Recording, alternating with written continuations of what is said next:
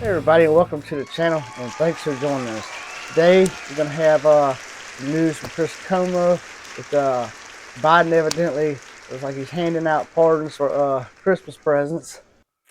Yeah, we got some music from Shenandoah. I think I got that right. We're featuring Jason Aldean and Bryan. It's called Sunday in the South. We're going to check that out. And we also have a guy loses it and goes off on this other guy saying he's racist for wearing this Biden shirt inside the store, have a confrontation. We're going to check that out and see what's going on with that. Guys, stay right there. Don't go anywhere. We'll have a good show. Let's get right into it. First, feel free to destroy what I just said. I'll start with you, Representative Krishnamurthy. Do you understand where I'm coming from with word of these preemptive potential pardons? Yeah, I don't like it. I think the pardon power is too unconstrained as it is. I actually, in the first Trump administration, drafted legislation to try to bring more transparency to the pardon process and try to get rid of this idea of preemptive pardons, which is basically a get out of jail free card even before any crimes have been charged, which doesn't make any sense. I think it's being abused and it needs to stop. All right, guys. Yes, so here we're talking about giving out what they call preemptive pardons, which is a pardon given to you before you've even committed a crime. It's like, okay, here we go ahead. I'm gonna go ahead and pardon you before you do something wrong, so that nobody can do anything to you. Yeah, I'm not quite getting this. I'm interested in hearing more and seeing what's going on with this. Why are we doing that? Jake, I get why. Then it's not going to happen. You're not going to pardon Trump. Biden won't do it. But aren't you concerned that we're about to have another round of lawfare? Will they just investigate all of your guys who investigated them? Yes, I am concerned that Trump is going to weaponize the Department of Justice to go after his real or perceived political enemies. What I reject, though, Chris, about some of your framing is the equivalency between the two sides. I was in the chamber along with Raja on January 6th, and what we saw was one party abase themselves by genuflecting to Donald Trump's insistence on holding on to power, even at the cost of the lives of Capitol Hill police officers. And the other party, Democrats, walked back into that chamber, and we certified the election results. And we also, as a party, said ahead of the 2024 election results that we were going to respect them, win or lose. And we have lost, and we respect those election results. That peaceful transfer of power, that is not a both sides issue. That is one side has respected it, the other side has not. So, yes, I agree that it's a blood sport right now on the football field, but we're at least respecting the referees. The Republicans are yelling at the referees like some unhinged dads at a Pop Warner game. Man, that guy sounds like he's coming unhinged or something. I mean, giving up.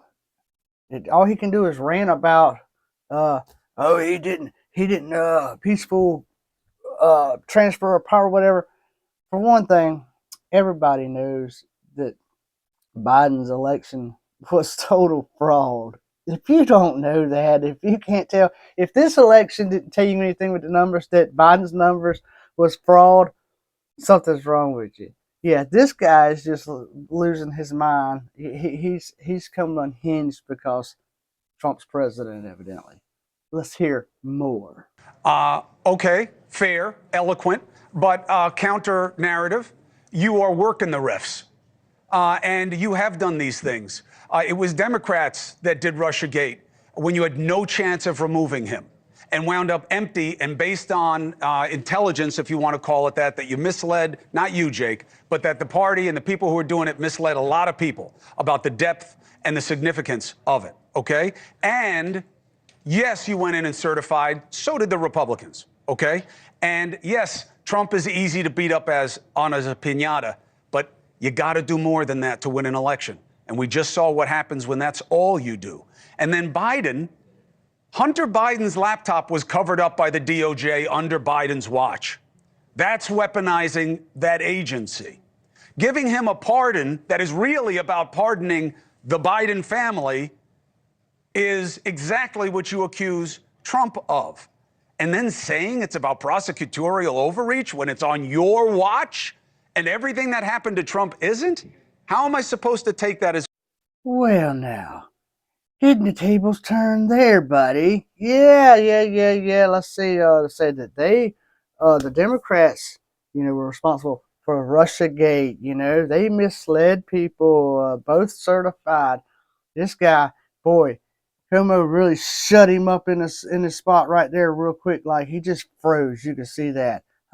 Let's hear more. You put a lot on the table there. I'm not sure I can respond to all of this. I flooded the zone, Jake. I'm hoping you forget something, and then I'll take it as agreement. After you, a couple Jake. of elements there. First of all, no, both sides did not certify the election. The majority of the Republican conference did not have the courage of their convictions or the courage to defend the Constitution.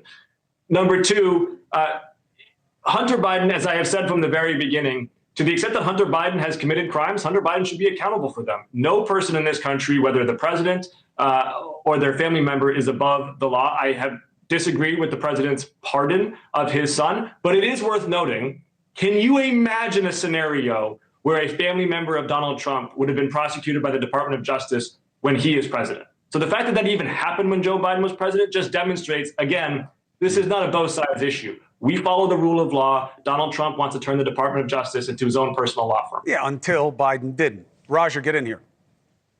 Well, I was just going to say, again, this pardon. Well, I guess I don't have too much to say about that because he just pretty much just shut him down on that.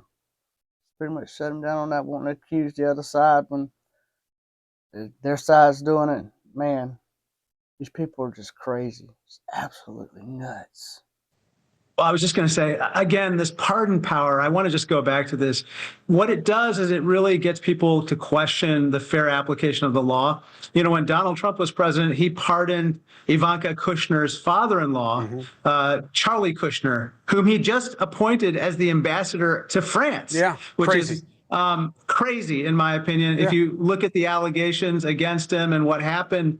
Anyway, the bottom line is this, which is I strongly feel that at this point we should consider constraining the pardon power, because I think we're going to go potentially. It's in the Constitution and it's left almost unfettered. We don't even know if these guys can't pardon themselves. How would you hem it in? So, for instance, one of the things that we know you can do is shed more light on the pardon. Today, you can actually pardon somebody in secret. Yeah. Believe it or not. And you don't even have to disclose that a pardon was issued ever. And so there's nothing that would prevent, for instance, bringing transparency to that situation. So here's my promise to you guys. And Jake, you're looking at me hard right now, but I know that you are a future leader in that party, and they all speak of you very well now. And that's why the team works so hard to get you here. And Raj's heard me kiss up to him this way several times. You guys are welcome to come here. We're not always going to agree. We don't agree on this. But I do agree in the work that you're supposed to do for the people who put you there. Well, I guess I could agree with most of what they said there. I think that the pardon powers are probably too good. That's too easy. Too easy. Let's just pardon them. We'll pardon them before they do something. We'll pardon them after they do something. So nobody is gonna get in trouble for anything. All right, guys. Let's just move on. All right, guys. So in the music world, Shenandoah, I guess I am saying that right. I've really never heard of that before. Came across, had Jason Aldean and Bryan in it, so caught my attention. Sunday in the South, official music video that was just released. Good things saying about it. Most people are, if you like the traditional sound of country music, unlike today's mix with rock and rap, even in country. It's what some people had to say about it. Marty's voice sounds just as good today as it did in the 80s. So evidently those guys have been out since the 80s. This is what we need to get back to on Sundays. Throwback we never realized we needed to. We heard it. This is country music. We need more of this and less of the pop music they're playing today. That is where this is a traditional country sounding song. This is like what I grew up on whenever I didn't really like country, because back then it was just too twangy and too slow. and I like the rock music. That's why whenever rock started kind of getting infused in country, I got a little more interested. So if you like that old traditional country style music, go check out the Shenandoah, Jason Aldean, Luke Bryan, Sundays in the South. Go check out that music video. Go head over there and give it a listen. Let's move on, guys.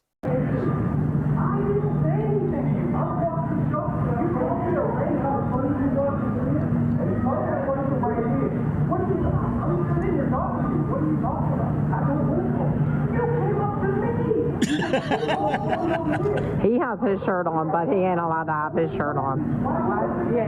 He's not allowed to have his shirt on, but he's allowed to have his shirt on.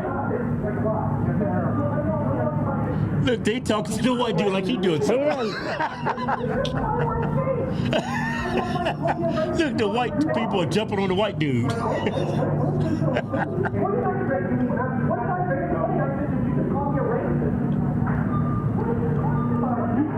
Look how they treating him. Well, that is absolutely ridiculous that somebody thinks that they can come up to you and say something about what you wear and who you voted for. Man, this is just crazy. The world is gone lunatics, man. I mean, what do you expect? Yeah, this is just crazy. How dare somebody? I'd love for somebody to come up to me and say something about some shirt I wear. That's just why I don't wear shirts like that. Avoid confrontation of stupid people. I want to give some insight in what happened to me at Aldi's on election day.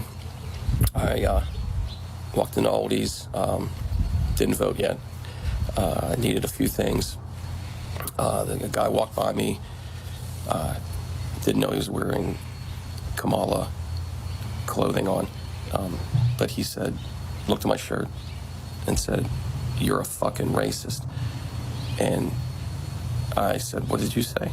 And he said, "You heard me, you're a fucking racist." So I looked at him and said, "That sounds pretty racist right there." And he got in my face, and it went on for a few minutes.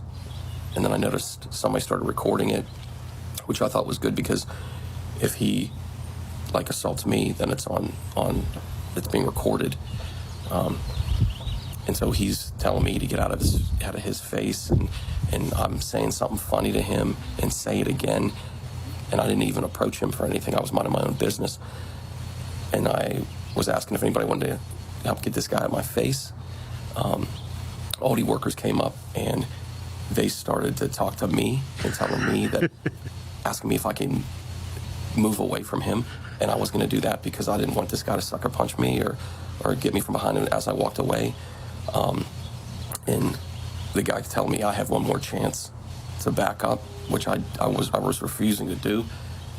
And it's easy to say what you would do in that situation, because if I don't want to fight over my t-shirt, and I don't know if that person that's recording is going to cooperate with me or is on my side, or what part of that she would share, if she would even share it with me at all. And me being white and him being black, and if I get the best of him in that situation, and there's just a clip of me beating up a black guy on election day wearing MAGA clothing. It's true. It's true. I would be fired from my job and probably go to jail for longer than whatever somebody thinks you'd go to jail for. And when I ended up walking up to the woman that videoed it. She sent it to me. I paid for my groceries. I went out in the parking lot. It was like 5 minutes went by at this point, and he was gone. So if he really wanted to fight, then he'd have waited for me. So, but yeah, his girlfriend was there. She was letting it all happen. And again, wow. It's just easy to say what somebody would do. And I mean, it's funny because the comments are like, well, guy picked on like an old white guy. It's kind of funny. I'm 49 years old. I'm not that old. I don't think so. And I know my stature is what it is. That's probably why he probably also just rolled up on me like that. But again, I'm not going to take the first swing here. Like, we could say what someone's space is, and I like my space too. I don't want someone in my space, but I can't afford to fight somebody because of this. Like, it's a losing situation. Even if I won that situation and won a fight there, I'm gonna lose the war because I'm gonna go broke defending myself against this. You know, I mean, that would be all over CNN.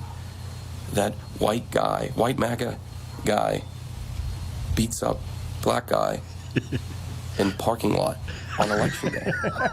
So, but that's what happened. Lasted about 5 or 6 minutes, and that's about it. So this guy just wanted to go about his day, go about his business, sport his shirt, his winning team, you know. And this guy wanted to come in and act the way that he did. And, you know, he felt like if he was to try to hit him or something or other like that, that, you know, he was going to be looked at as a racist or something. I mean, I don't care. Call me a racist. I probably do would have kept it. I'd have just ended up punching dude in the face. Just sick of the crap, man. That's just me. I mean, I try to avoid conflict, but yeah, you call me what you want to. I know what I am. I know who I am. So you can't sit there and get in my face and tell me I'm racist or whatever, and you don't know anything about me.